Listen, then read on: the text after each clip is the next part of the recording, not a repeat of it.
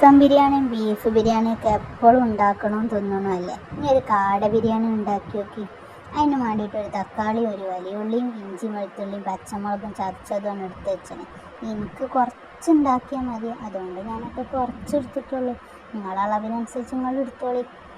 അളവൊന്നും ഞാൻ പറയുന്നില്ല. പിന്നെ കുറച്ച് സൺഫ്ലവർ ഓയിലാണ് ഒഴിച്ച് കുക്കറാണ് ചൂടാക്കി അതിലേക്ക് ഏലക്കയും പട്ടയും വെളുത്തുള്ളിയാണ് ഇട്ട് മാണേ വെളിച്ചെണ്ണ ആക്കിയോളി കേട്ടോ. ഞാനെൻ്റെ ഇഷ്ടമാണ്. എന്നിട്ട് അതിലേക്ക് സവാളയും ഇഞ്ചിയും വെളുത്തുള്ളിയും പച്ചമുളക് ചതച്ചതും കൂടി ഇട്ട് കൊടുത്ത് നന്നായിട്ടുണ്ടായിട്ട് ഉപ്പ് മറക്കണ്ട കേട്ടോ, വീഡിയോയിലില്ല എന്നുള്ളൂ. എന്നിട്ട് നമ്മൾ നേരത്തെ മാറ്റി വെച്ച തക്കാളിയും കൂടി ഇതിലേക്കാണ് ചേർത്ത് നന്നായിട്ടാണ് വേവിച്ചെടുക്കുക.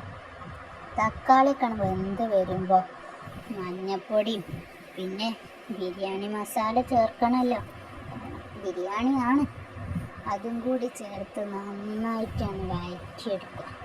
അതിൻ്റെയൊക്കെ പച്ചമണമൊക്കെ പാറിങ്ങനെ വരുമ്പോൾ നമുക്കിനി ഇതിലേക്ക് വേണ്ടിയത് തൈരാണ്. ഞാനിവിടെ വലിയ പുളിയൊന്നും ഇല്ലാത്ത തൈരാണ് ചേർത്തത്. എനിക്കിതൊക്കെ ഒരു കണക്കാണ്, കുറച്ചെണ്ണം ഒഴിച്ചു. എന്നിട്ട് പിന്നെ കുറവുണ്ടെങ്കിൽ പിന്നെയും ചേർക്കും. അങ്ങനെയൊക്കെയാണ് എൻ്റെ കഥ. എന്നിട്ട് അല്പം ചപ്പും പൊതിന ഇലയും കൂടി ചേർത്ത് നമ്മളെ കാടക്കുട്ടന്മാരൊക്കെ കഴുകി വൃത്തിയാക്കി നന്നായിട്ട് ഇളക്കി കൊടുക്കുക. എന്നിട്ട് ഇതിലേക്ക് ഞാൻ കുറച്ച് വെള്ളം കൂടി ചേർത്ത് അടി പിടിക്കാതിരിക്കാനൊരു മുൻകരുതൽ. എന്നിട്ടൊരു 3 വിസിലാണ് വരുത്തിയപ്പോൾ കാടക്കുട്ടന്മാരൊക്കെ നല്ലോണം വെന്ത് വന്നിട്ടുണ്ട്. അത് ഇങ്ങോട്ടൊന്ന് ഒരു പ്ലേറ്റിക്കാണ് മാറ്റി വെച്ചോളി. മസാല ഇങ്ങോട്ടൊന്ന് എടുത്ത് വെച്ചാളി. അതിനൊന്നായിട്ട് അതിൽ കുഴമ്പലാവണ്ടല്ലോ. 2 സ്പൂണൊക്കെ അവിടെ കിടന്നോട്ടെ. നമ്മൾ റൈസിനൊരു ചുവയും പുളിയൊക്കെ കിട്ടണ്ടേ. ഇനി നമുക്ക് നേരത്തെ തന്നെ ഞാൻ ഇവിടെ ചുടുവെള്ളം ഉണ്ടാക്കി വെച്ചിനി.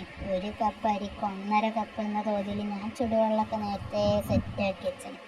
അതും കൂടി ഈ കുക്കർക്കാണ് ചേർത്ത് കൊടുത്ത് ആവശ്യത്തിന് ഉപ്പും കൂടി ഈ സമയമാണ് ചേർത്ത് കൊടുത്താളി. ഉപ്പൊക്കെ നോക്കി കണ്ടു ഇട്ടോളിട്ടോ, കാരണം പറ്റി പൊടിച്ച് കൊടുക്കണ കുറച്ച് മസാല കയ്യിലുണ്ടല്ലോ, അപ്പോൾ ഉപ്പൊക്കെ നോക്കി കണ്ടു ഇട്ടോളി.